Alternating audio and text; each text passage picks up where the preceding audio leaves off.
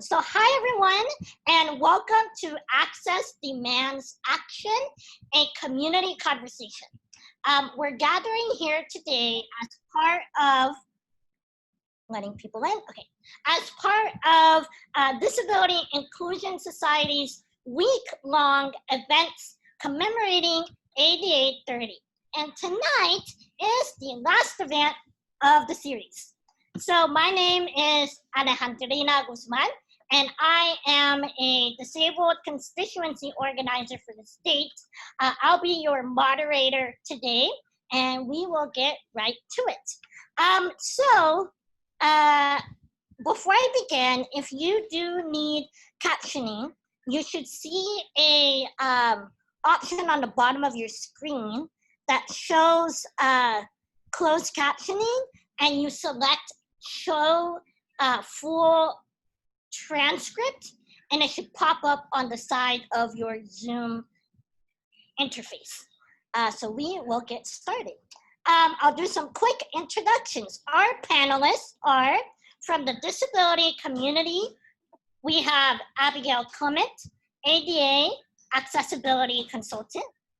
We have Bahari McBride, mental health advocate. We have Val Veda, disability justice educator, activist, and organizer.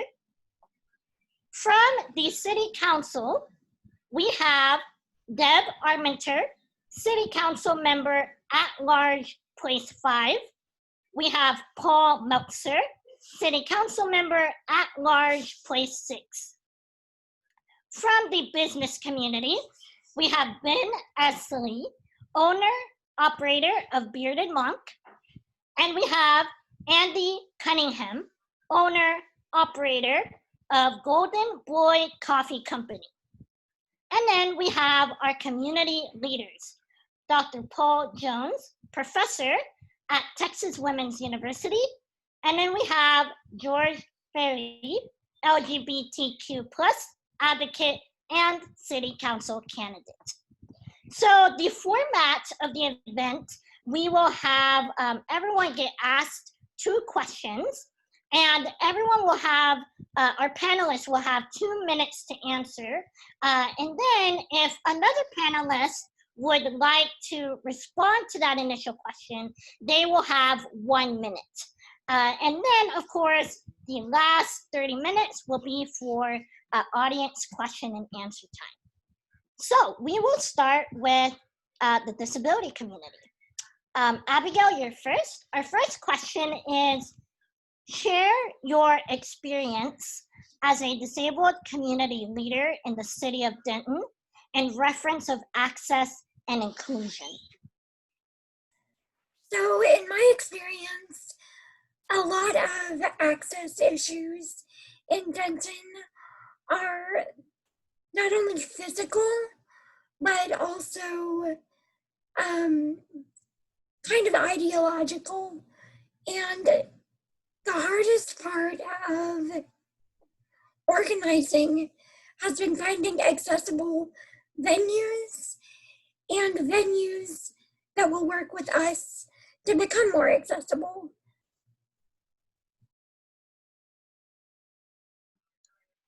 That is a great point, Abby, on infrastructure. Would any of the panelists like to, respond? You have about a minute, if you'd like to.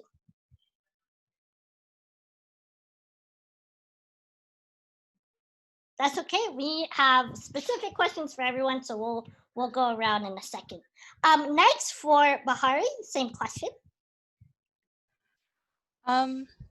What I've found particularly in the mental health community is that people don't have financial access, and the access that they do have is like by the government through like MHMR. So some people don't feel comfortable using those sort of avenues. And I just feel like there should be some more, there should just be more places for people to go to get mental health, considering all of the issues that we have in our city with people who have like mental disabilities and how they're just like uncared for or end up in jail or, just sort of pawned off. And it's like our responsibility to take care of these people, and I don't think we're doing a very good job of it right now, like as a city. Absolutely, Bahari. I know oftentimes mental health and mental illness is often not talked about. Next, we have Val. The great point by Bahari. I think a lot of people dismiss non-visible disabilities when it comes to access and the ADA. I mean, the automatic go-to is a wheelchair or something physical. I think the experience in Denton is kind of a mixed bag. Obviously, you have your architectural barriers, but as Abby mentioned earlier, a lot of it in our city is more of the stigmas and the social barriers that exist. You know, it's the lack of representation in our city government, lack of representation in our business community.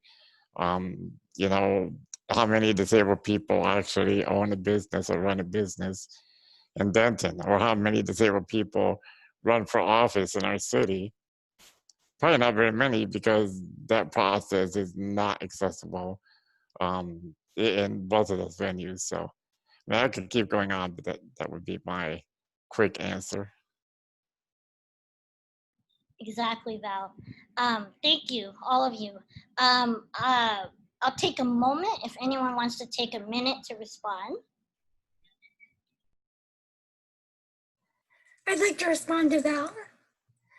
I think another important part of the visibility of Denton's disability community is that a lot of the solutions aren't necessarily tangible. They're more performative. And there are a lot of things that look very good on the surface that may not be reaching the issues at the core, in Denton especially. I think we see that a lot in the city's government.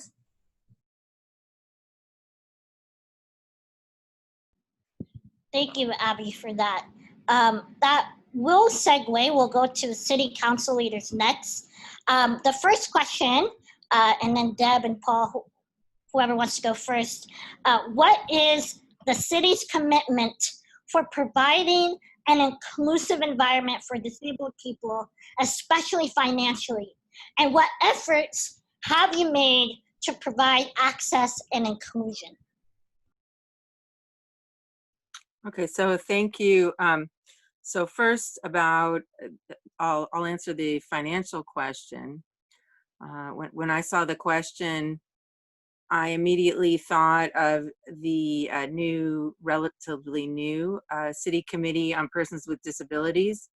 And I tried to think of how many meetings they've had, y'all have had, for Val, who's on it, who's the chair of it. And then I tried to add up, how many sandwiches per meeting. And, that was one thing that came to mind, which is not much. Now, it is true that there have been a number of capital projects, construction projects that the public has had feedback on and said, can you make this more accessible, or this, there's this pole in the middle of the sidewalk. But we've got so many issues like that through the city of Denton. So I think, I think when it comes to city government, what we choose to spend money on, it's really a sign of what our values are. And it's sad to me, for instance, I'll give the example of closed captioning. For this Zoom meeting, there's closed captioning. We could have every single city council meeting, every single city meeting closed caption, which has, anyway, I don't need to mention the advantages, but I was very disappointed that after getting a quote on it, we didn't have a consensus to move that forward. I know Councilmember Meltzer, who's here, he supported that, and it makes me think of all of the civil rights struggles that have happened in this nation. And when it ends up involving a commitment of money, even thinking to, the abolition of slavery, it was, well, gosh, that's going to cost a lot. We have to pay people for their labor. And so, when it comes to civil rights, we really need to put our money where our mouth is. So yeah, sandwiches and, taking poles out of the middle of the sidewalk isn't enough. So, yeah, I was also going to point first and give the nod to Councilmember Armitage for bringing it forward, of having the committee. It's so important, just because, we might think of ourselves as like sensitive or whatever, but we're just not going to see every issue. The eyes of people who are, really close to the disabled community are so essential, to seeing what the needs are. My understanding is that now the evaluation phase of the ADA transition plan has been done, and there's a list of projects, construction needs. This is, kind of more on the physical barrier end, as you talked about. It's $34 million worth of projects. So I'm not here representing that $34 million worth of projects are going to get done in a year. I think there's no chance of that. But it starts with, okay, how big is the problem, and then how much can we do? And then I think the committee is going to be essential in saying what's the most critical, what needs to be done first. But it's signalization improvements, it's sidewalks, and and that's in the ADA transition plan, but also in the mobility plan as well. There are a number of projects, particularly sidewalk projects, that have been, teed up and gone through the, quoting process. And, soon, just as people are frustrated with the amount of road work that's going on in Denton, while we try to prepare things, soon it is my hope that people will be frustrated with the amount of sidewalk work that's going on. From Austin to Bell, Bernard, Nottingham Drive, University Drive, Parkway Street. It's a pretty ambitious program. So just to say a little more, I think that's the bulk of the activity that you'll see.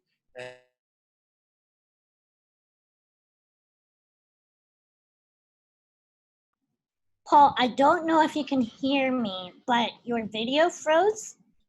So we'll wait 3 seconds.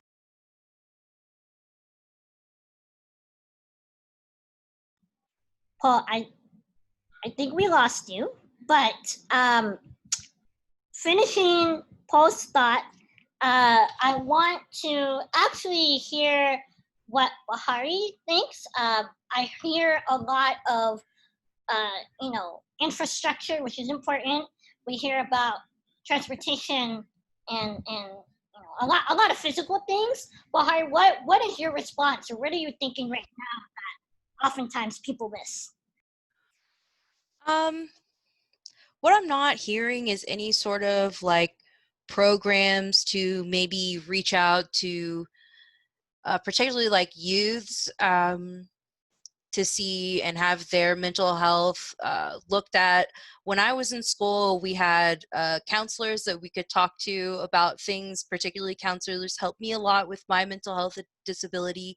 And I think that these programs can be expanded. I think they could definitely be doing more, because at the end of the day, the earlier you're able to get a diagnosis in with mental health, the sooner people are able to get health, and the less likely they are to die of that mental disease, to die of that mental health disorder. Because as a person with bipolar, 20% of people, take their own lives and are successful from it. So I think it's a very heavy thing that should be taken very seriously. And unfortunately, we don't see a lot of, again, you don't see a lot of this sort of access. You don't see a lot of people demanding mental health care.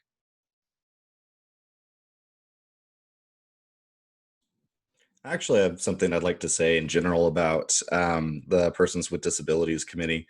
I personally am not on it, but part of my understanding was, at least in the early days of it, a lot of energy was spent in getting persons with disabilities to enroll in courses and take training on, like, basically diversity and inclusion training. If this is not accurate, someone who is on it, please correct me. But I think it speaks to some of the larger ideological and cultural issues when it comes to creating a culture of access, because disabled folks, we're not the ones that need to learn about disability. We intimately know disability. What we need is to have access to leadership roles and to be able to really guide what goes on in the city, on the city council, and businesses and education all over. And that speaks to a real need, in my opinion, for an increased culture of accessibility, something that goes beyond, ramps and cutting corners and sidewalks and stuff like that. And if I can respond real quick, as someone on that committee, unfortunately, as Deborah mentioned, it's sandwiches and looking at architectural stuff. That's pretty much where the money goes. So it's frustrating as an activist to chair that committee when it's a top-down directive. And as Bahari said, there's a lot that can be done that doesn't cost $34 million, but that can create a culture of inclusiveness within city governments, within the city itself. If there's a willingness to do that, so.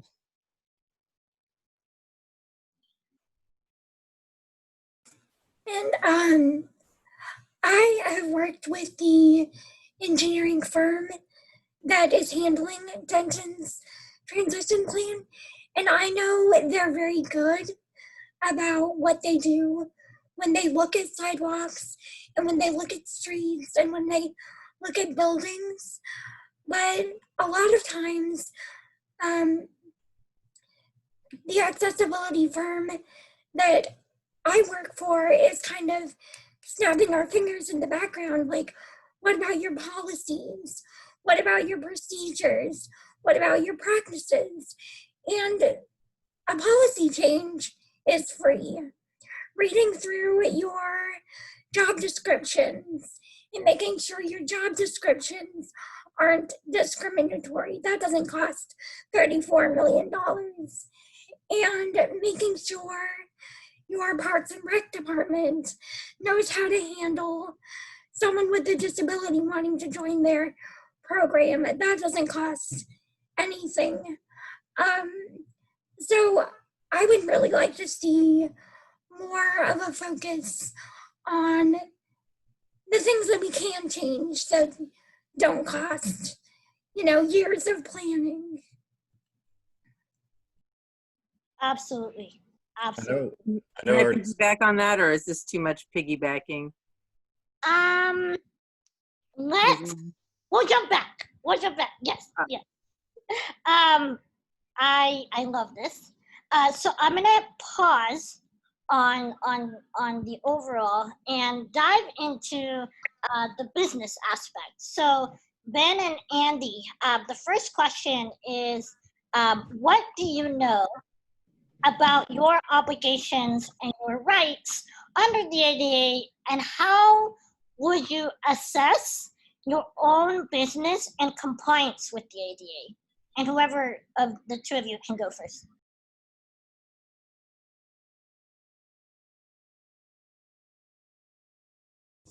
I'll go first. Oh yeah, I was pointing at you, Andy, because you're right below me. So knowing my full rights and responsibilities, honestly, it's been the physical barriers that we've been talking about. That's what I've known, what I had to try to dig into when we were opening our shop. But do I feel good that, especially today, hearing this, Abigail, I was going to reply to you on venues. and Bahari, you've been bringing this up, that there aren't easy things to see that we may be responsible for as well. And this conversation is telling me I need to have more conversations about that. And we've even, when we've had the Inclusion Society in the shop, there were things that blew my mind. That Val, somebody was asking for straws, right? And I was like, oh, was it Abigail? Was that you? Yeah. And to us, it's like, well, nobody ever wants a straw with a beer. And that blew my mind. It's like, yes, this is something that I would never think about. So I don't feel, to answer the question, assessing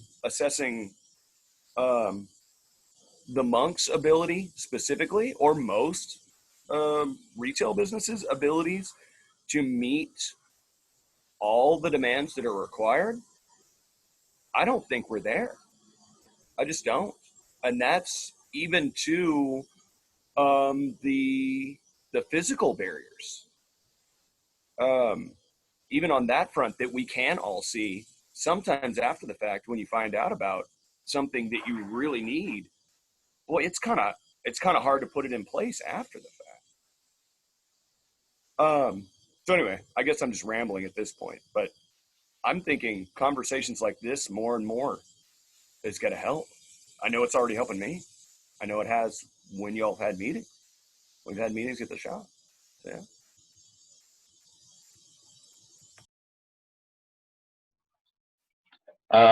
I would definitely agree with Ben on, you kind of have to keep your eyes open, and you're always like learning something new, like the straws thing. I'm pretty familiar with the building standards when it comes to ADA, because I've helped open up like 15 coffee shops for other people and do design work and everything like that, and registered general contractor. So I do know ADA compliance pretty well as far as the physical things go. What kind of struck me as odd is a lot of the compliance doesn't figure into a lot of the small businesses in Denton, because basically if you have less than 15 people working for you, you can almost kind of do what you want, so to speak. And I might be wrong on that. I mean, I was reading up on that, and that's the way I understood it to be, which came as a shock to me. And I assume that a lot of businesses in Denton have less than 15 people working for them, as we do. But we went above and beyond as much as we possibly could to make sure when we opened our business that we made the restrooms larger so that it was easier to get access, and did some maneuvering with that. But just like Ben said, we had the Disability Inclusion Society over, and I realized that if there's basically my shop kind of bottlenecks, and it's really hard to get by if we're semi-full, especially in a wheelchair. So we're expanding our store, which should help address that. But honestly, we're just a small coffee shop, and we kind of got overwhelmed. And when that happened, I realized, wow, my shop could be more accessible. I wish I would have thought about that more when I was thinking about everything else at the shop. Abby, do you want to add, or you don't have to? Just a correction on the 15 employee thing. That's a Title I. So that's how you treat your employees. That's not necessarily how you treat the public as a Title III entity. So I hope that makes sense. Paul, I know you've been raising your hand. Take a few seconds. Yeah, sure. I'm sorry my Wi-Fi didn't behave there a while ago. I know I missed some very valuable input from Abby. I'm hoping Deb will fill me in about things we can do on policy and things that aren't about $34 million. I caught the tail end of that. But on this issue of downtown inclusion, I just wanted to share an update that Ben knows about, that we've just passed through the downtown TIF board, which Ben and I both serve on, a new rule for that's now going to come before council as a recommendation to include ADA compliance projects toward what can count for a downtown reinvestment grant. Let me unpack that a little bit. There are grants that are evaluated and they're reviewed in the TIF board up to $25,000, and with the goal of really just revitalizing downtown. And typically that's been for facades and for bringing infrastructure up to code. You got just it's the oldest part of town. So it's trying to make downtown work. And for downtown really to work, it's got to be accessible to everyone. So the new language is to say, yeah, not just things like signs and plumbing and like that, but ADA compliance can also now count as projects that can be eligible for reimbursement through a downtown reinvestment grant. So it just went through the Main Street Association, the TIF board. Next up is City Council. I'm hopeful that that language will be approved. Thank you for that update, Paul.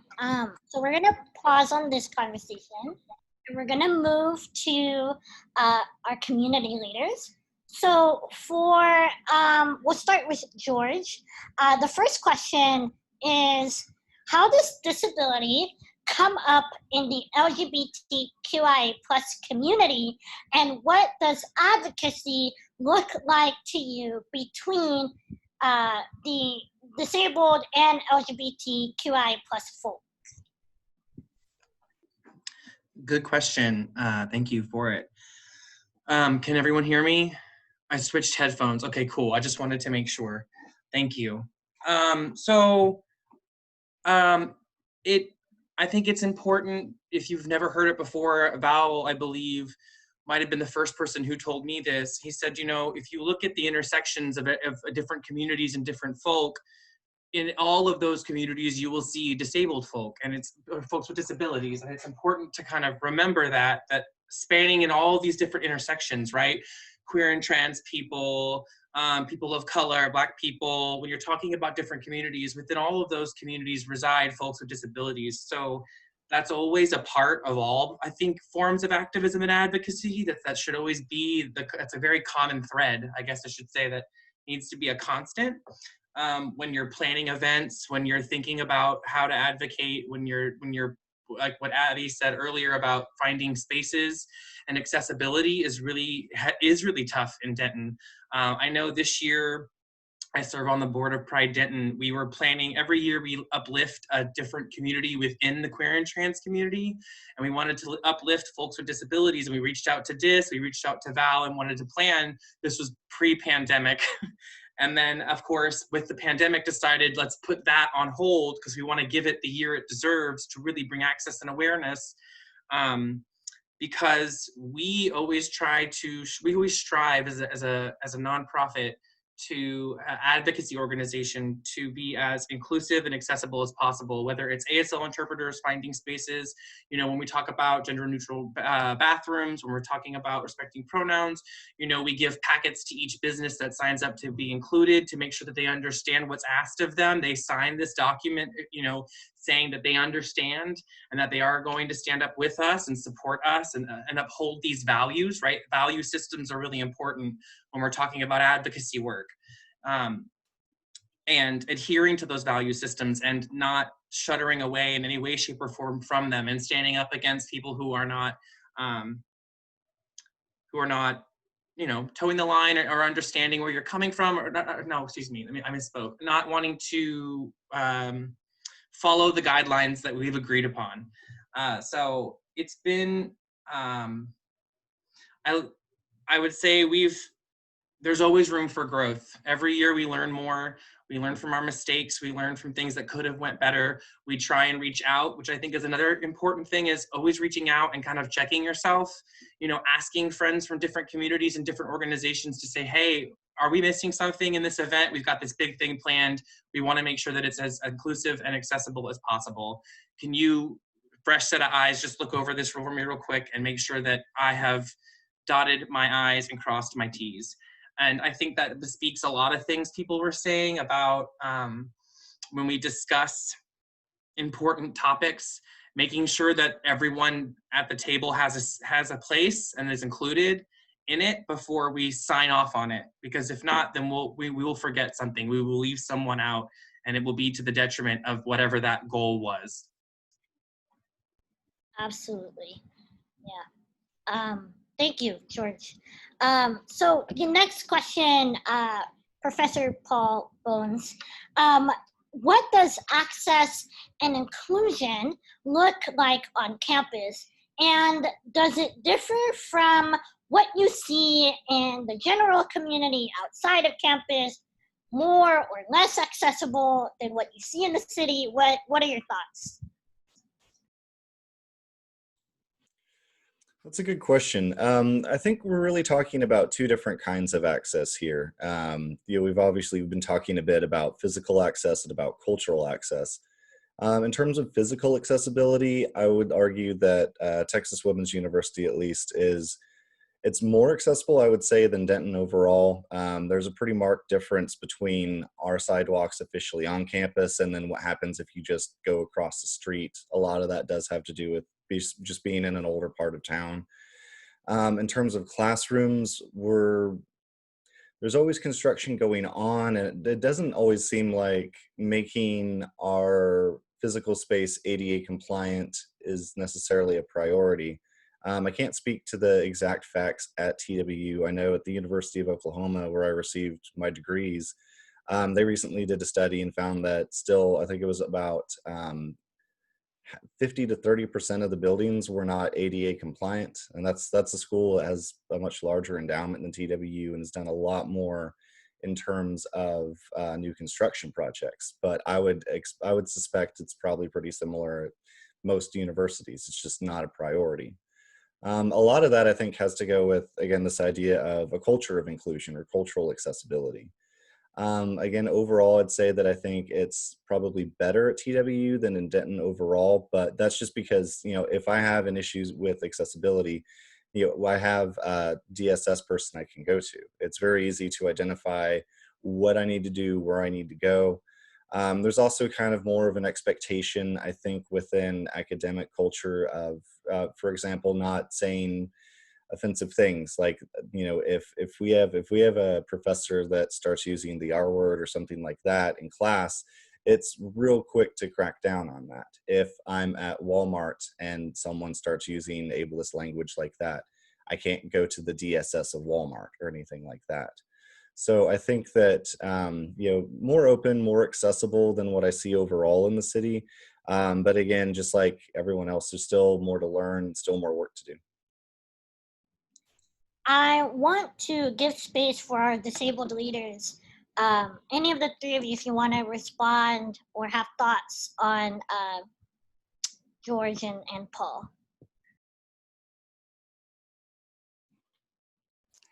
I just want to uplift George's messages because I know personally from working with Pride and a lot of the LGBTQ leaders, there is more of an effort to be inclusive to the disability community. I would like to see that more in other initiatives and other subgroups and other communities. Not just the inclusive of, but the promotion and leadership by, Disability Inclusion Society shouldn't be the only org or group that's led by disabled people. So, there should be more advocacy groups, more social groups, more community groups that have disability leadership in them. So just wanted to add that.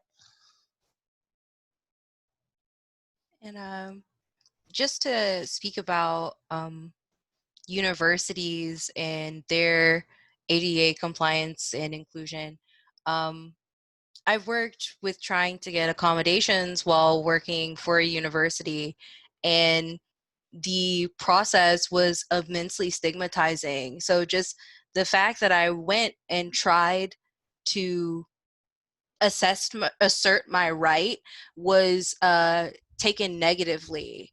And if I had any sort of emotion with what I was talking about, I was basically treated like I was crazy and something was wrong with me. So as great as it is that we are trying to comply building wise and structurally, I think that we're definitely missing some opportunities, not just like with students but with employees, especially on the university level, where mental health issues can definitely start arising due to stress and age. So we just need to keep an eye out for these things more in universities. And I don't think that that's talked about enough. So I just wanted to mention that. Can I throw in a word on that, or should I save it for later remarks? Debbie, you can go ahead. Okay. Yeah, so I'm going to switch hats for a moment. And so I also happen to teach at University of North Texas. So I just wanted to uplift what you just said, Bahari. There have been some improvements at UNT, at least in an attempt for dealing with non-visible disabilities, especially mental health issues. But it has been really distressing how much it is up to the professor, totally at the discretion of an individual professor. And if they don't get it, if they don't care, there's really not that much within the system, the way it's set up, that can be done. Now, under ADA, you're not following the law if your class is not accessible to that person. But I know that one thing I do as a professor, and I wish we all had to do this.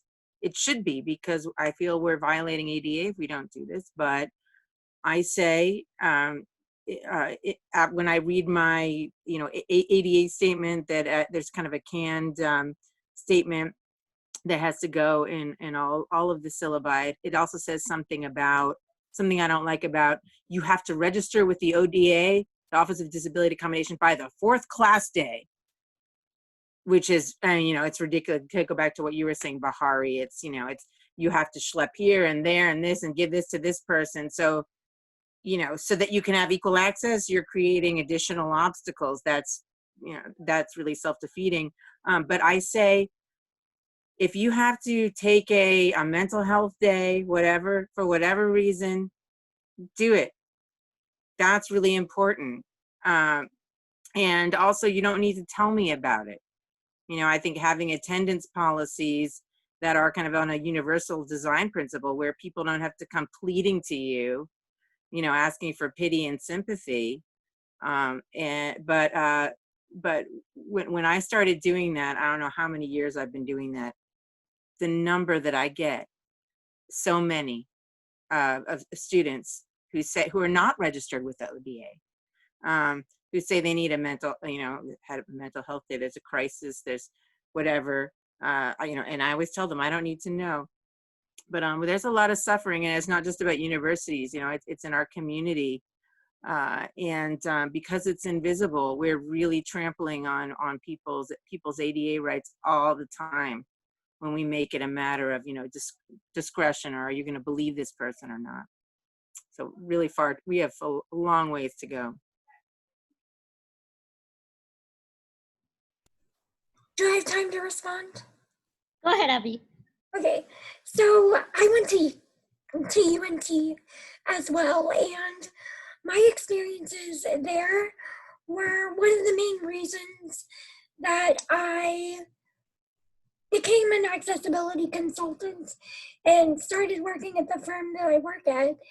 And what I really struggled with was that it is up to every single professor, and I had many more professors that said, well, if you can't come to class, you're not going to pass my class, and there's no reason for that to be the way it is, because just because I'm not physically in class doesn't mean I'm not capable of learning.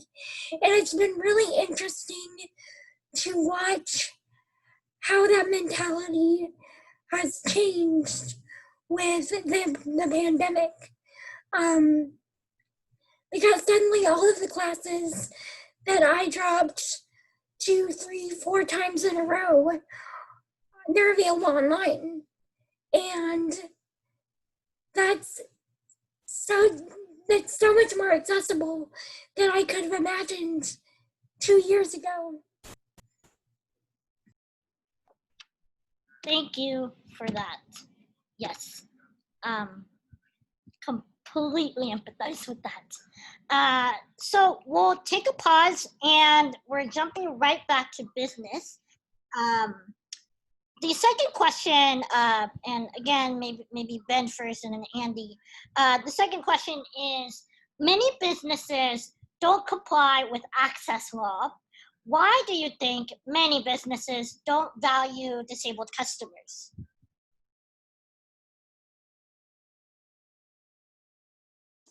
Andy, you mind if I go first again?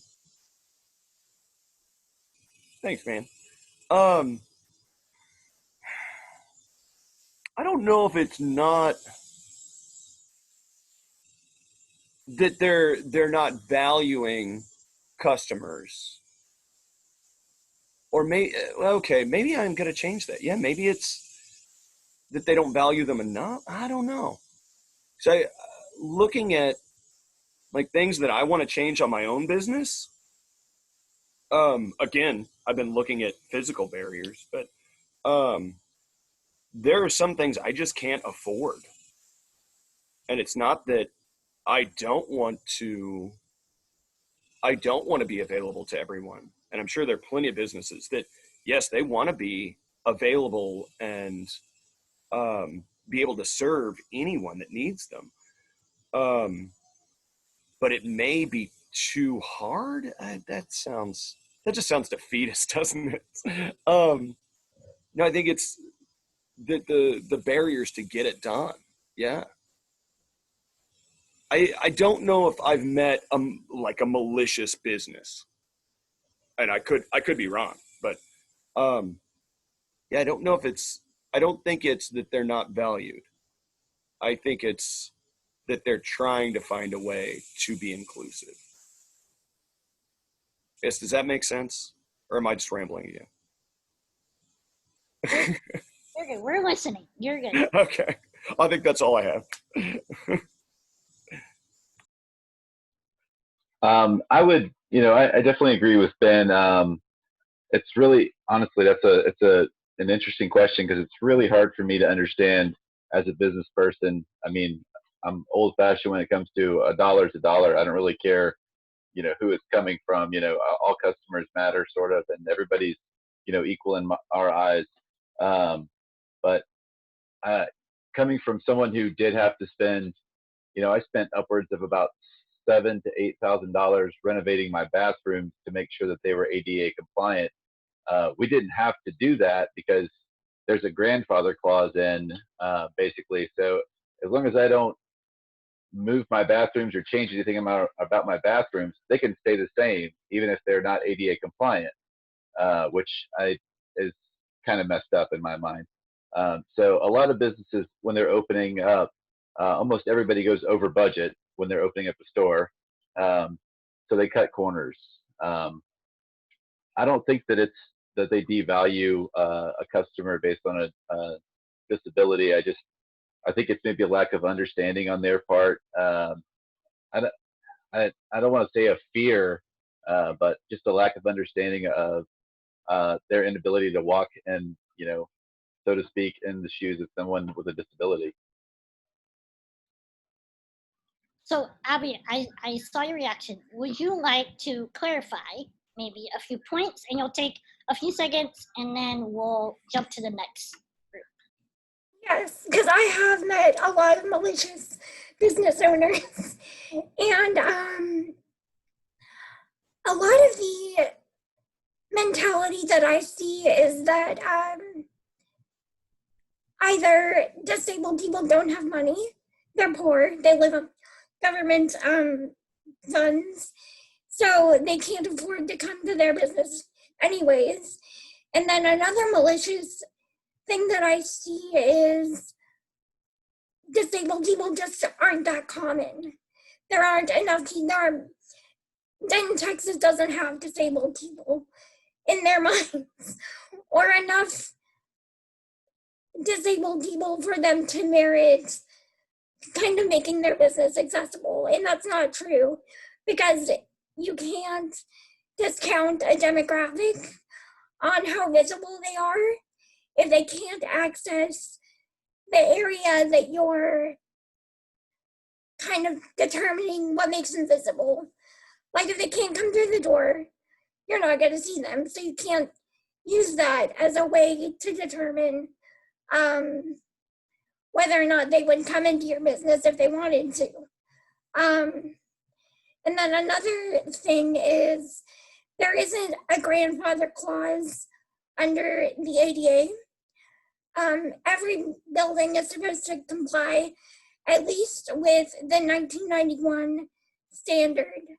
Now there are safe harbors for the 2010 standards,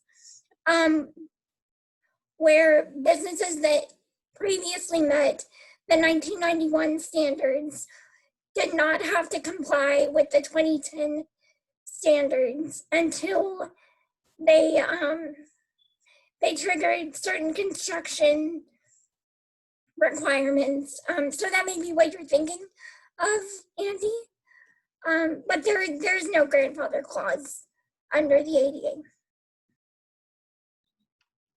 Thank you, Abby. Can I just say something real quick? Go ahead, I think one of the words, using the words malicious, I think it's very subjective. For me personally, any business that I can't go into is being malicious. You know, any business, it's like having a business that says no blacks allowed. I mean, by not having a ramp or not having access, you're just saying no disabled people allowed. So there is a lack of value. There is maliciousness. There's just an omission of 25% of the population. So, you know, and I may be preaching to the choir in this group, but maliciousness does happen on a daily basis for a lot of disabled people. I'd like to just jump in real quickly too. And like I mentioned earlier, like I love both of your businesses. And again, this is probably preaching to the choir kind of, but it just kind of seemed like just through these conversations, like you haven't really spent a whole lot of time thinking about disability. So it might not be necessarily like maliciousness, but that idea of if you haven't ever thought about how can I serve disabled clients, that's still doing harm to disabled communities. And like, I know that you guys are both really great with support for a number of communities with your businesses. Like you both have, you know, trans flags and pride flags. And in particular, I love Golden Boys that has black and brown on it.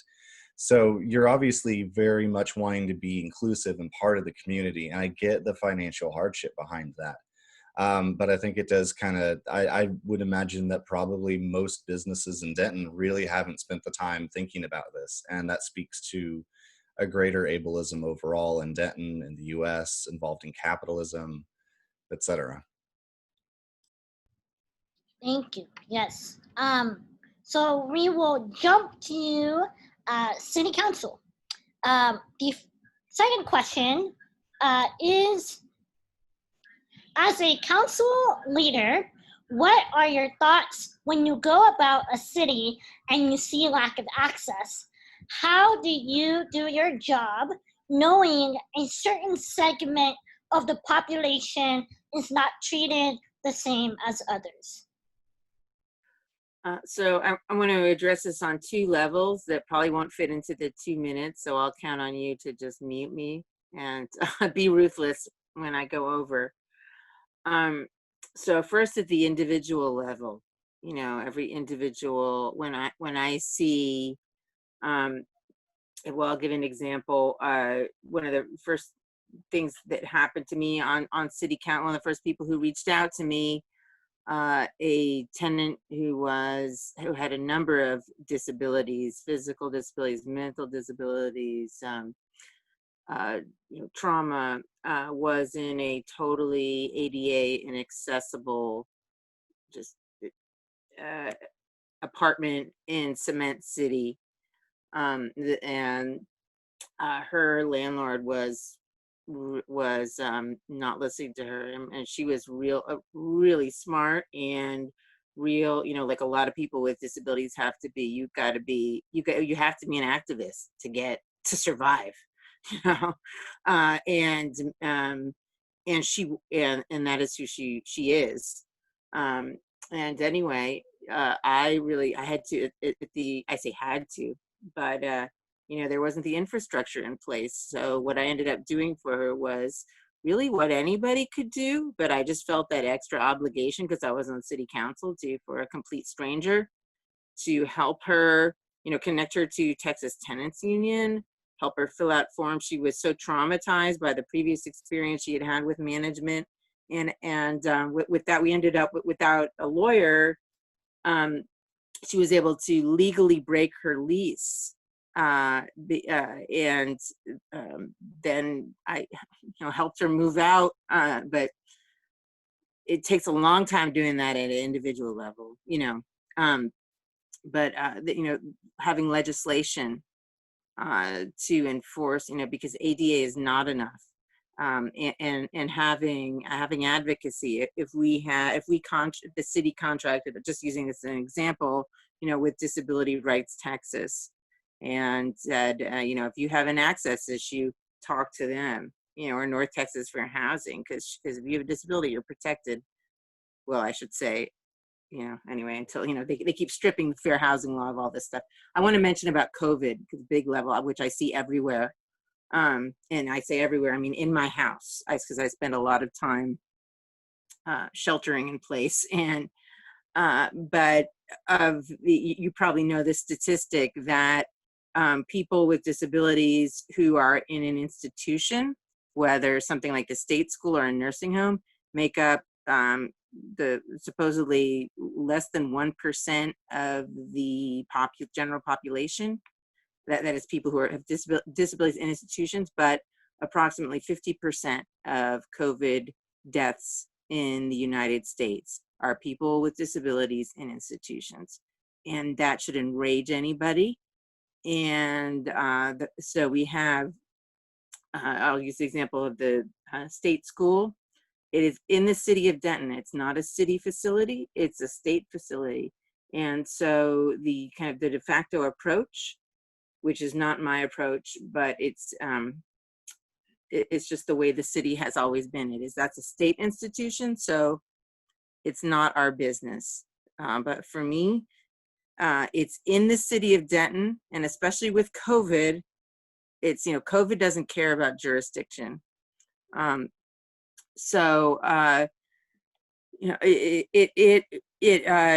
It upsets me that we can be so complacent. I feel the same way about, about the county jail, which is, and there are all kinds of disability issues, and the county jail is not accessible. Number of people who are in there for a small drug possession for a second time on probation. They were out on probation, and they got caught with a small amount of marijuana because they were helping, they're medicating their own trauma in a safe way. And then they end out there and that much more vulnerable. So it is, it's really dangerous. And I think it's not coincidental. The way that this herd mentality, what is it called? No, herd immunity. The city or the county, they don't claim to be doing herd immunity, but I feel like that's kind of what we're doing by default by having so little. It's not just us, it's the state, it's the nation. But I think it's really important to understand that this is not coincidental, it's intentional, because it's not just a matter of neglect.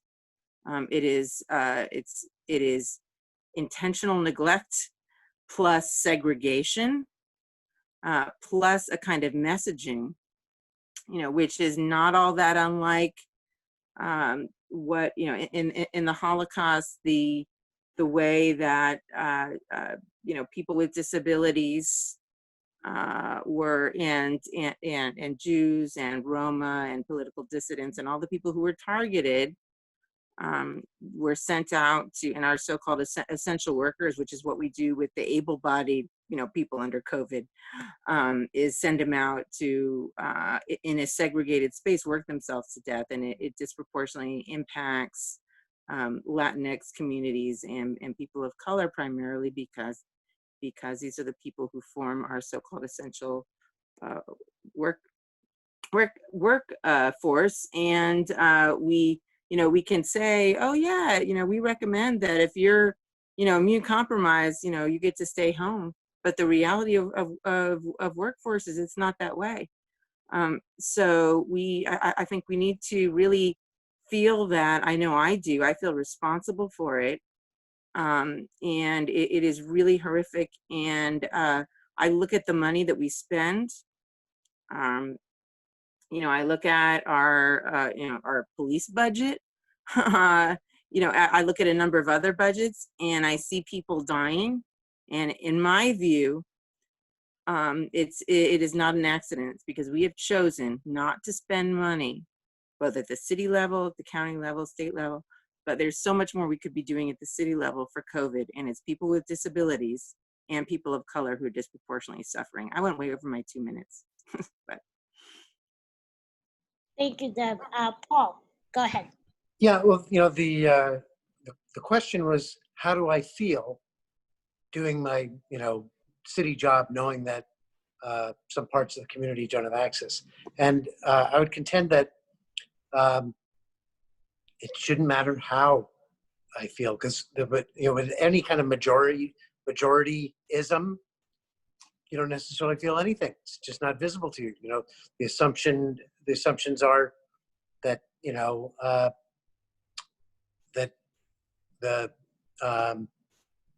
that the majority needs are sort of all the needs, and that's why feelings can't depend on whether people have the appropriate level of outrage or not. It's got to be worked into the program. To me, the very core principle is equality before the law, and equality under the law. We all, have the sort of same rights to be at the table. So, in a very systematic way, you have to do things. Reminded of just even that last little bit of what I heard Abby say, before I came back, having been knocked off. That you've got to systematically go through policies, procedures, buildings. We've now formalized the process for conducting ADA building assessments, and it's got to be systematic because you can't depend on somebody adequately having the right degree of sensitivity. It shouldn't have to depend on that. If access is going to be equal, you build it in. I was just chatting with my appointee on the disability committee this morning about the fact that at Fulton and Anna crossings of University, they did all the kind of right things. There's a ramp, there's a button, but not viewing it through the point of view of somebody actually, in this case, depending on a wheelchair, it wasn't visible that you'd have to go into traffic to push the button. There wasn't, able access to the button. So, it can't depend on people, in the jobs to make those decisions, having the right feelings. It's boring stuff like checklists. Because if you're somebody who is disabled, or if you love someone who is, and you're helping them manage through life, you'll see it immediately. But many of the world at large, or we were talking about the businesses before, it's just not going to enter your consciousness necessarily. So that's my answer. Is how I feel. It shouldn't matter how I feel. I feel it's got to be systematic. So, thank you, both of you. I will give the floor to Bahari if you'd like. If you want to take 40 seconds to respond, and I will continue with the conversation. I would just like to say just a few things.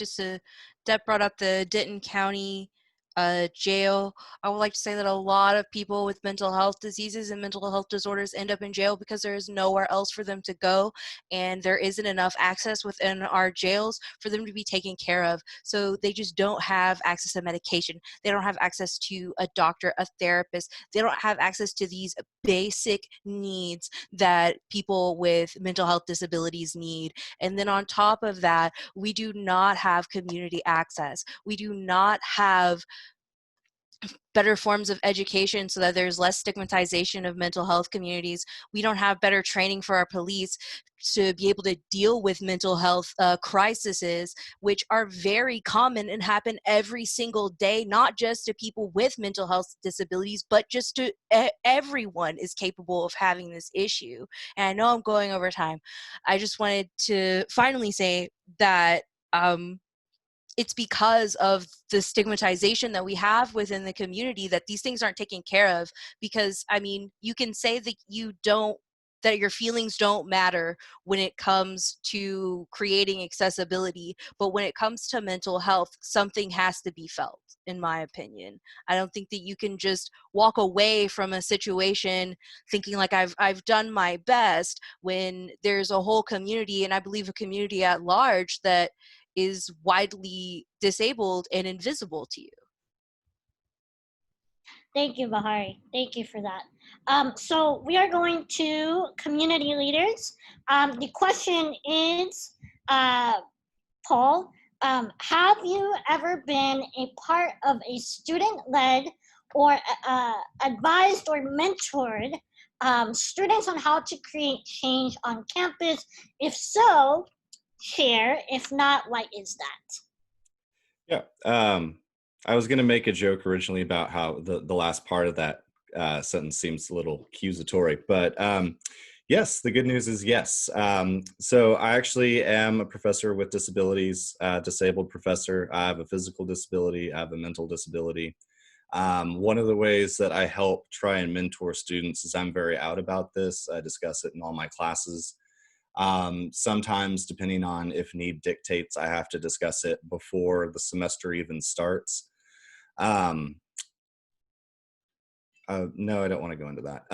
So that has been one of the things. And I know I also, so part of what I try and do is model to students, what a disabled professor looks like. Oftentimes I have so many students, particularly at the grad level, that will say, I've never had a disabled professor, and ask for advice about disclosure and accommodations. And a lot of times, they'll ask questions about, is this something I should be studying? I've been told before that I shouldn't study something that's as personal to me. And I have to say, no, the fact that you have intimate, detailed knowledge of what it's like on the inside means that we really need your voice. In terms of organizations, I am the faculty advisor for Pathway to Accessibility, which is a DSS affiliated student group at TWU. Within that group, we focus a lot, again, on the idea of physical barriers. I'm hoping as the group continues to grow and evolve, we can really get into disability culture, disability advocacy beyond just accommodations, and just providing a lot of the support that, in my experience, at least disabled students typically don't get. Thank you, Paul. And next, George. Now that you're a city council candidate, what are some initiatives disabled people have been asking you for? Good question. So I think, the first step is always uplifting, right? Uplifting what's being said by the community, right? And I think I'm hearing, first and foremost, I'm glad to hear about the downtown TIF. I did not know that. I knew that it was going up the chain. Thank you, Paul, for sharing that. I would love to see more initiative from the city and the partnership that has with the Denton Main Street Association for either current businesses that are members or incoming new members to educate them about the different grants and things that are possible. I will say that as someone who also I guess technically owns a business still, almost done, 4 more days. You know, sometimes it's hard having those conversations with your landlord and trying to explain to them why these things are important, and advocating for not only yourself, but for your communities, and being shot down. Like, what's the steps? Where do you go? Is there a place to go with the city that you can file and say, look, I want to have these things happen. I can't make changes to this building. What do we do? How can we be better?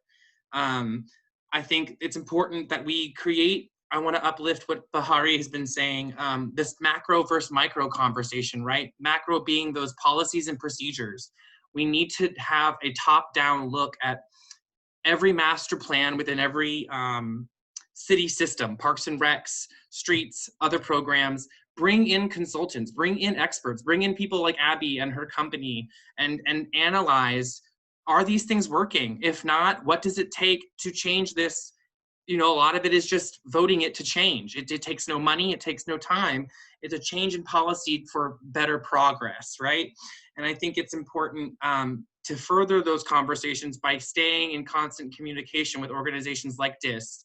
And then on the, you know, on the more micro level, it's making sure that all of our boards and commissions that we have that are appointed by city leaders, we're making sure that they have, that they are being inclusive, that we're making sure that the people have places at the table. You know, when Val spoke about the Citizens with Disabilities Committee, and when friends of mine talk about, for example, the Police Use of Force Ad Hoc Committee, you're either pre-chosen by someone who didn't ask anybody else or ask other people's opinions, and you're given a task, right? You're not saying you're not reaching out to community leaders and saying who should be on this and what should we be discussing. You cannot set up the framework of the conversation. You should be told what the framework will be and let it be created by the people who it is affecting. You know, we're taking too many steps without actually checking ourselves, and in that we're forgetting everybody. Everyone becomes invisible. Everyone becomes forgotten again. You know, and I think as a city council member, as a queer person, you know, I see what Deb is saying. You know, it takes a lot. It takes an advocate these days. These days you have to advocate for yourself, and it's so hard. Especially with, you know, people who have multiple intersections, right?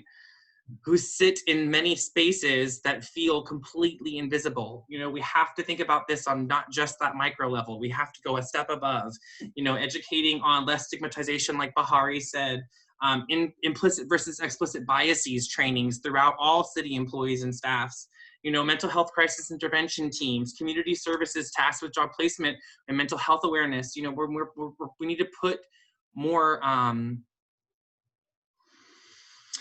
compassionate-minded people at the forefront, right, of the conversation. And I think that, and what I mean when I say compassionate-minded people, I mean people who live in these intersections, people who, you know, who have studied and have the training, the means, the toolkit to help in very visceral, real, tangible ways. Which, I mean, that's a whole other reason, this is a little caveat and I'll be done, I promise, that's what this change is for me. Closing my business is going back to school and getting my master's in social work and becoming a licensed clinical social worker. You know, understanding that there's a need and being able to, you know, take a step to go fulfill something else and work in a different field. But it's, you know, you gotta take the steps. You gotta do the work. There's a lot of work to be done. Thank you. I'm going to pause on the responses and have our disabled leaders to take the last question before we dive into audience Q&A. Thank you, Paul, for all that you're doing, and thank you, George, for that incredible reminder. So next question. Abby, you'll go first if you'd like. Share something that you would want non-disabled residents to know about access issues. And this goes for all three of you, but Abby, if you'd like to start.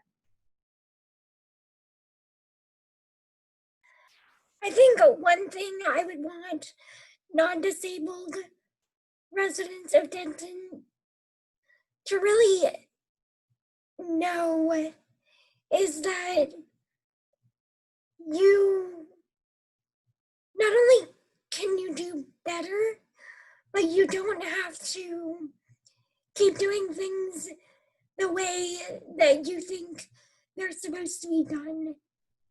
Because I think there's a real lack of innovation in accessibility. And a lot of that kind of occurs because people default to non-disabled people and how non-disabled people perceive accessibility. So I would really just like non-disabled Dentonites to kind of weigh in with the disability community instead of trying to figure out what they think accessibility should mean, instead of going to the community who experiences accessibility issues and just don't make assumptions.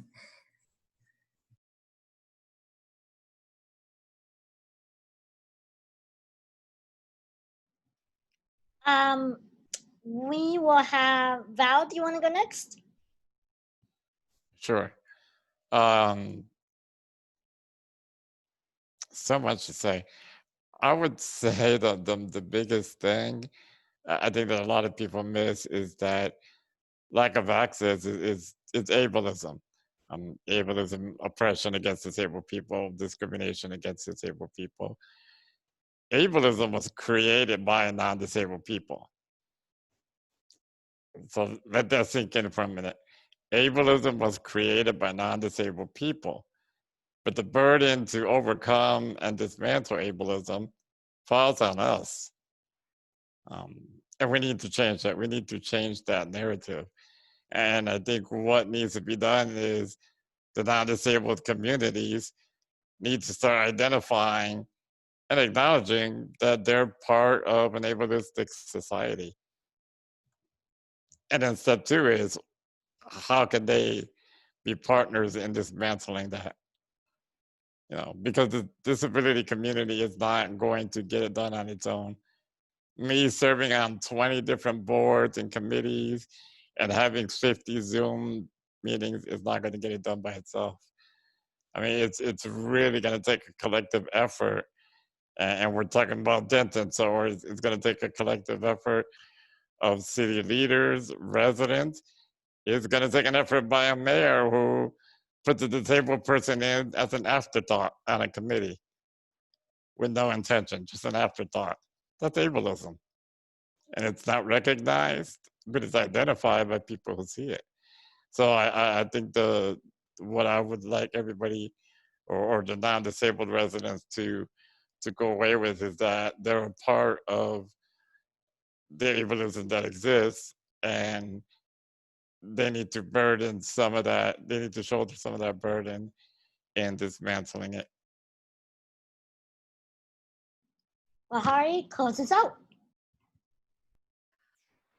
I've been trying to think of what I wanted to say here, and what I would like for non-disabled members of the Denton community to know is that it's not very easy to get disabled representation. A lot of your representatives, if they are disabled, you don't know. So how are you as a disabled person supposed to feel that you have somebody on your side advocating for you? How do you know that you have somebody to go to within the community that has the power to make moves to get things done, without somebody that you can look at and say that's like me, that you have some sort of common ground on?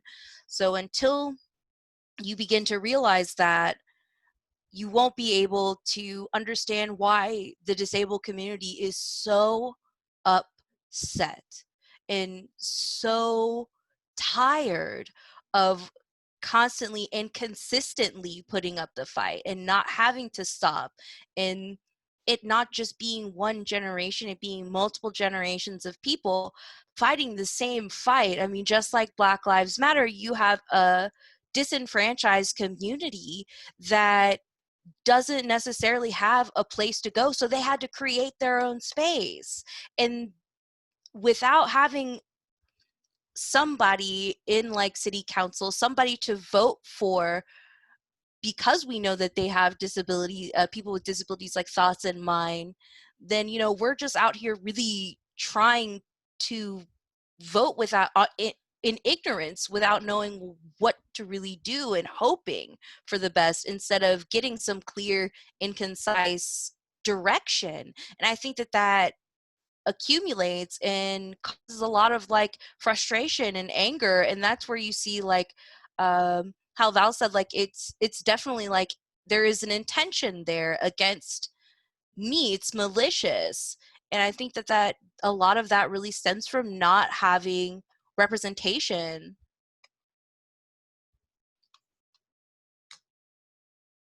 Thank you so much. Yes. All the snaps and claps to all three of you. So now we will have time for, and then if you're not able to see this, some audience members are emoji clapping, so yes. Audience Q&A, if you'd like, you can type it in the chat box and I can read it out for you. You can publicly post it or private send it to me, or you can just turn your mic on and ask the question.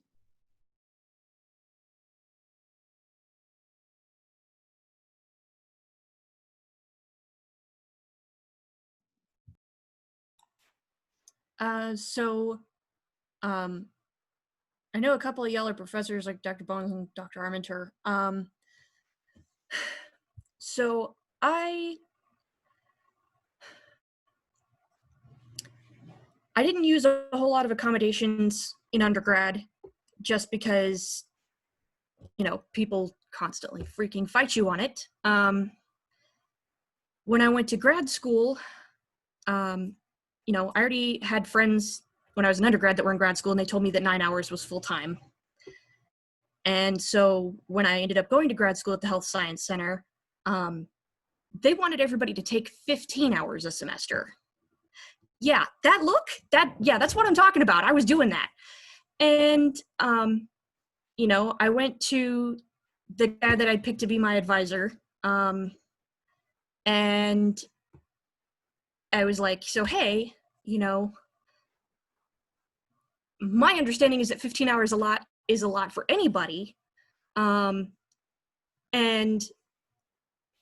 you know, I've got Asperger's, and I'm also doing like a bunch of big changes. Like I was moving and I was changing roommates because my sister was moving in with me, and I was doing a bunch of stuff. And I'm like, is it really a good idea for me to do that many hours?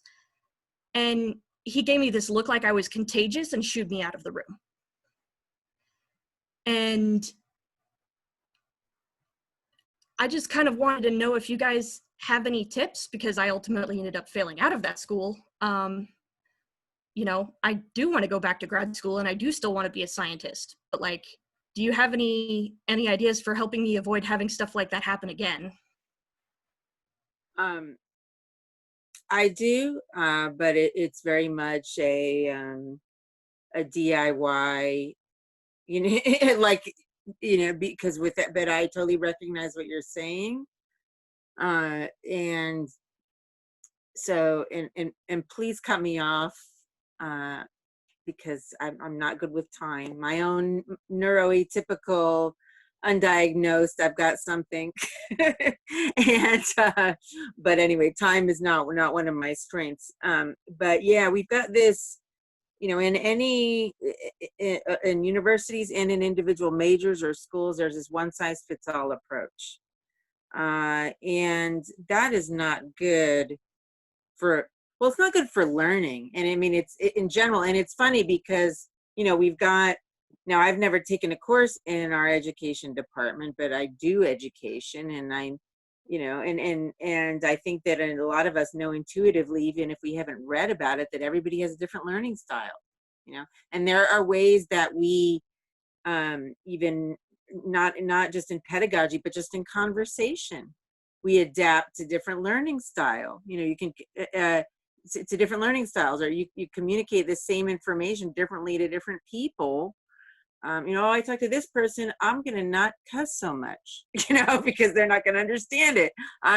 This other person, I'm going to speak quietly, right. And we do some of this, and it's a kind of a code switching, because there is no one size fits all, but we get the communication across. When I teach, I'm constantly, I always say that, my syllabus is a work in progress. And when I have a student who comes forward who says whether or not they've registered with ODA, I immediately think, not only, of course, I'm going to accommodate you, but I think, ooh, how can I change the whole class to make this, and you really don't have to change that. You don't have to change the content of what you're teaching, just little things in delivery. And so I hate that this DIY approach involves basically asking, saying to professors, look, by the way, a student has never said this to me, but I keep telling students I say this to your teacher. If you don't want to, I'll tell them, look, the law says I need to be accommodated. That's the Americans with Disabilities Act. So, Yeah, accommodate me, and I'm going to, I'm not asking for special treatment in terms of my grading. Grade my work on the value of my work, but I can't be here every day. I can't. So, film your class. Let me be somewhere else. I'm not taking it time. I do all my tests untimed, and the reason why is because I happen to be an English professor, and learning about literature. It's not a speed thing. No. It's not a speed. It's not like, unless your life goal is to compete on some game show called like how fast can you, list all of the, the characters in Samuel Richardson's Clarissa. That's not a thing. You get as much time as you want. It's all about what you end up producing.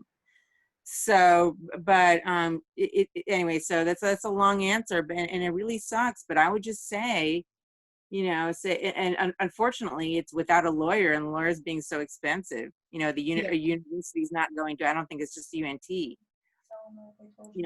University offices of disability accommodation, they do care. I'm not saying they don't care, but ultimately, anything that's part of the institution is kind of about their job, at least as a whole, is about CYA. What can we do to show we've got everything right? But just let them know, hey, and demand it. Don't ask it. And if you don't feel comfortable doing it, which I wouldn't blame you, ask a professor or somebody who's an advocate. And if the Office of Disability Accommodation is not going to advocate for you, complain about it. So anyway, sorry, but it is.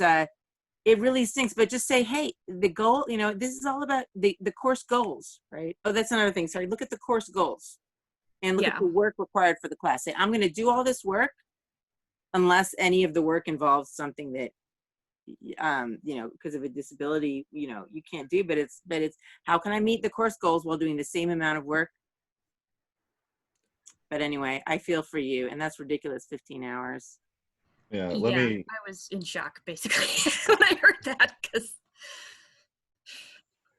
let me hop in and first say I'm really sorry that you had to go through that. That's unacceptable. Thinking about it afterwards, it probably should have occurred to me that I was trying to get into public health, and they have things like disability adjusted life years, and I wasn't really thinking about that ahead of time, like how that would cause me problems. But well, one of the other things I would advise is that I don't think a lot of students really understand this, that especially when you're talking about getting into graduate programs, you guys have a lot more power than you think that you do. So you can and should be auditioning grad programs. So for example, if you're looking for a program and you know that you're going to need certain kinds of accommodations, even just asking simple questions about, well, how do you deal with accommodations within the department and things like that, can help you figure out what program is going to best meet your needs. Because unfortunately, you will have, even within a single department, you will have people that are more accommodating than others. And it really sucks that we put all of that on you guys, on the students, to have to navigate all that, and we don't give you like any instructions on how to do it. But definitely like the earliest and the earliest you could start advocating for yourself. If you get someone that absolutely shuts the door in your face, that'll save you time, money, and stress. And it sucks. That means you really wanted to go to the school, but it can also help you out. Yeah, and that was part of the hard part, was that part of why I picked it was because it was in the UNT system and I knew I'd already know the bureaucracy, and because it was only in Fort Worth, I wasn't going to be too far away from the social support that I had already built up, because that's really hard for me to create new ones, which I learned when I tried to go to UT Austin for a year, because it was just too far away from everybody I already knew, and I couldn't build up that social support network fast enough. But it looks like I'm not really going to have a choice, because the next nearest college for that is like halfway across the state. So I'm going to have to move no matter what, basically. Thank you, Alex, for sharing that with all of us. So I have 2 questions in the queue. We'll do that. It is 8:28, so want to be respectful of everyone's time. If you do need to log off, that's okay. Panelists, if you're able to, stay with us.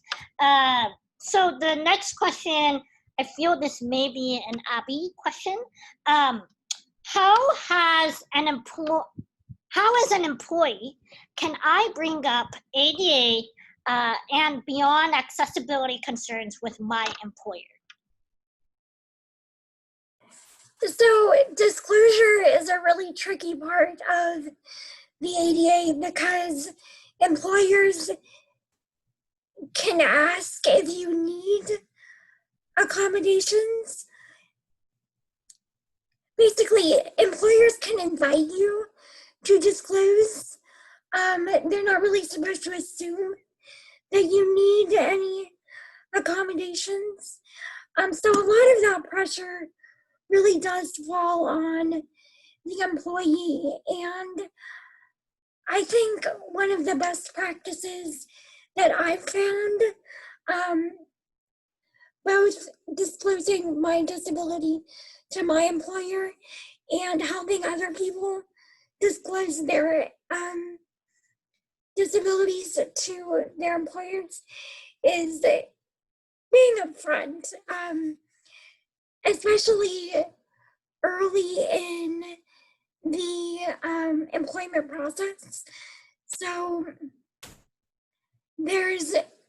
no one feels necessarily caught off guard. And depending on what your accommodations you might need, it always helps to be the one to provide the solutions, which sucks.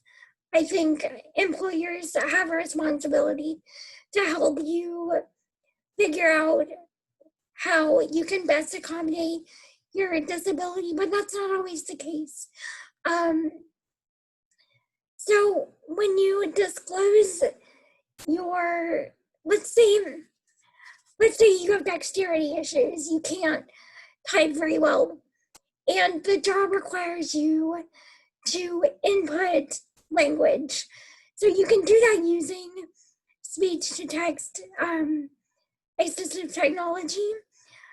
And having that solution in your pocket when you show up at a job interview on your first day, whatever, takes a lot of that intimidation of the employer. So just being upfront and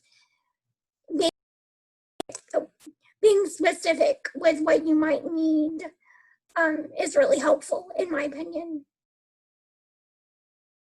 Thank you, Abby. So the next question in the queue, we have someone in the audience. It says, for city council members and or any other, how can a community address the disconnect between the social and cultural changes needed to foster total accessibility and the tendency to prioritize money or frame accessibility as a once and done infrastructure investment? If accessibility means a societal change, how can you reprioritize your role? I will post that in the chat box for everyone. Whoever wants to take it. It's that's so big and great challenging question. I guess I would question the polarity, in the question about that it's either a cultural change or one and done. Because I don't think it is one and done. I think it's, as I was kind of alluding before, it's like a continuous process of systematic review. So I guess if you're a hammer, you see everything as a nail. I mean, you've got people here who are professors. They come at things kind of from a professorial point of view. I'm a professional manager by training, and I see it as a management issue that you have to be very clear on what your objectives are, and your objectives are everybody's equal, everybody gets access, and then you've got to put in place systems that are continuous parts of how you do business. So I think eventually that becomes cultural. I respect the vision that sort of someday you wouldn't have to have rules and guidelines, that people would just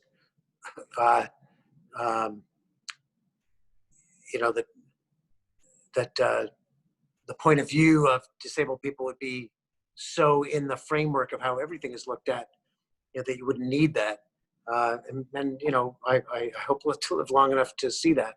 But I'm more interested in the present and getting the job done. And if you want to get the job done, you've got to mobilize management. And management tools mean clear on the objectives, clear on the requirements, and a systematic way to just take bias out of it. So I don't know if that's an answer. That's my answer. I want to give space to our community leaders or disabled leaders if they want to answer this question. And looks like George. Yes, go ahead. Yeah, I have just a little bit to add to that. I think that this is one of those, this is a both and, right? This is both of these things and. So it's both societal and it's cultural. And the problem is quite large and it will take time for sure. But I think if we're talking about, I believe the question says the tendency to prioritize money or frame accessibility as a once and done infrastructure investment. I mean, that's just, that in and of itself, if you're coming at anything as a once and done, you're not coming at it in the right mindset, right? Because there has to be room for growth and change. You always have to go back, assess your policies and procedures, double check that they're still working, that they're still, what this framework is that we've created is still serving everyone equitably and equally, right?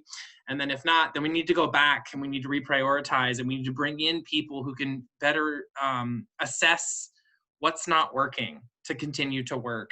I just wanted to kind of pile that on top of what Paul was saying, because I think, yes, absolutely, in this management perspective, right, of solution-oriented work, right, you have to be solution-oriented, right, you want to address the problem head on with a solution, but you want to ensure that that solution is including the voices of many, and then that it is set up for review. I just wanted to highlight that. Thank you. Can I, just to jump in on that also, it is so important that people with power understand what I think everybody here understands, that the Americans with Disabilities Act is civil rights. It is civil rights. And if you see it as civil rights, there's no such thing as one and done with civil rights. There, I took care of your civil rights. Now I don't have to do it again. If we just understanding at that level, even if you don't change someone's heart, that I think will get us over that one and done approach, and will stop us from patting ourselves on the back, for just doing these really basic things like, yay, oh, we let you, use the bathroom. We let you hear, understand, and participate in a city council meeting. That's basic stuff. But yeah, that is key, and so many people don't know that. So I want all the disabled leaders to say something, and they do want to. So I know Abby raised her hand, and then we'll go to Bahari, and then Val. I know it's 8:37. So we will, and my mind is all over the place. Okay, we will do Abby, Bahari, and then we'll take a pause. I will read out loud a question that is directed to Paul, but Paul Meltzer. But because of timing, Paul, if you're comfortable, I can exchange contact information for that to be the question to be answered, and then we'll have Val with closing thoughts, and then we will wrap up. So Abby, go ahead. So as far as one and done infrastructure changes, Paul earlier in tonight's panel talked a little bit about transition plans and kind of where Denton's transition plan is. And a big problem with transition plans is people don't know what they are or that they exist.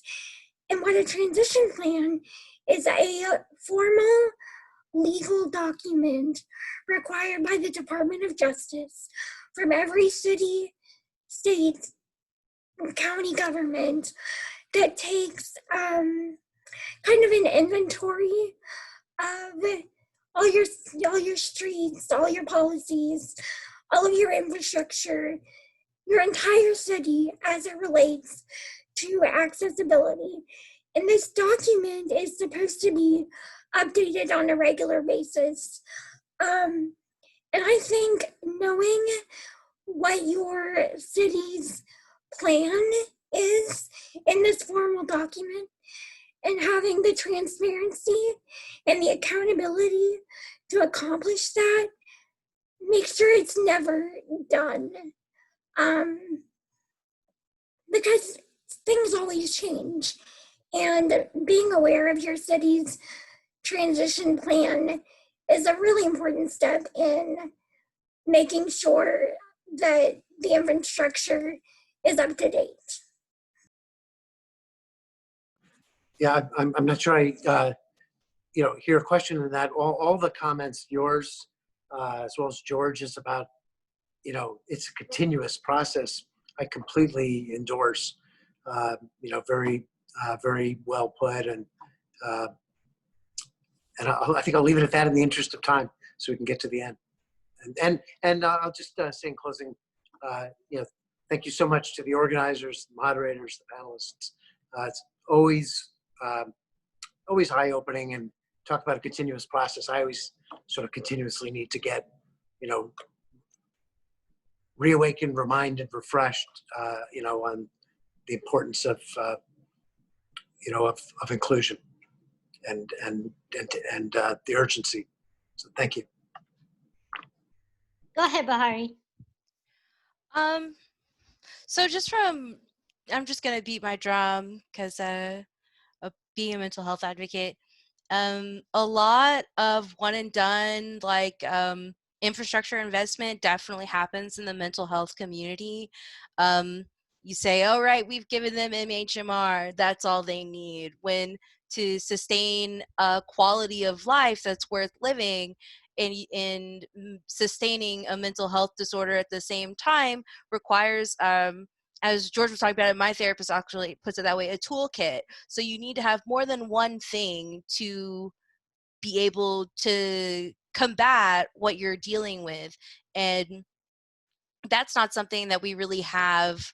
And I think the way that we'd be able to foster this with the community is to talk about it more openly and stop the stigmatization. We have to stop the stigmatization. And I mean, that is the biggest societal change that we could make. And I think that that's something that everybody could take a moment for themselves and say, how many times have I seen somebody who was obviously mentally ill and I walked away?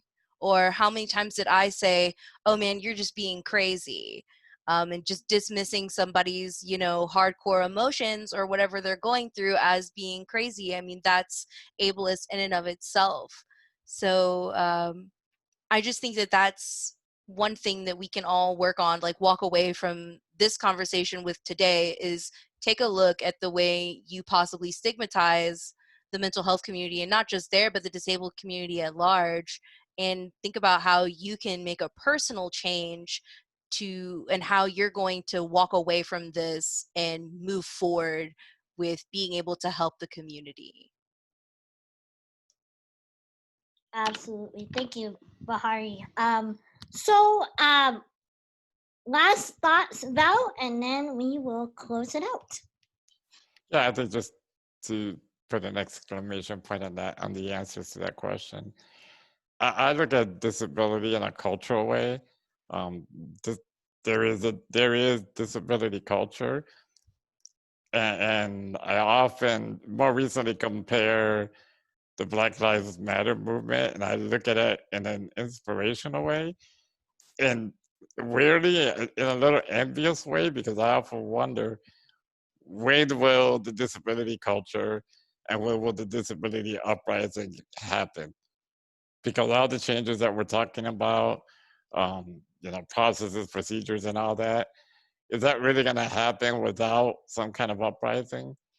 Because the white supremacy and Confederate statues were not taken down because people thought, oh, we should take this down. It happened because in response to an uprising, and every culture and every group has had some kind of uprising. So, I kind of wonder, when will that be us? So that's kind of how I'll answer that question. To close it out, I want to thank everyone on this panel and everyone who participated in this conversation. It's a much needed conversation. It should be an ongoing conversation, really. I mean, we need to have more of these, and we need to have the individuals that are not part of the choir in this conversation.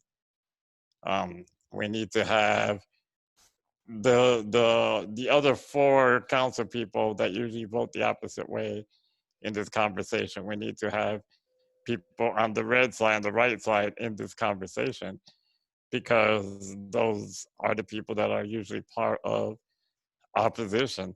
So I want to thank each of you for being here and taking your time and helping us end our ADA 30 series. I mean, it's been 30 years of civil rights, and we're still having these conversations. But I'm really pleased that, in this community in Denton, that we are able to do this, and just want to thank each of you. Thank you so much. Thank you all for sticking it out with all of us. 8:45, actually record time, honestly. But so glad to be in this virtual space. And to sign off, I do this with other groups, but if you would like, you can turn your mic off, and as you log off, we can all say bye and see you later to each other. So thank you, and we will see each other soon. Bye, guys. Bye. Bye. Thank you all so much. Bye, everybody. Bye.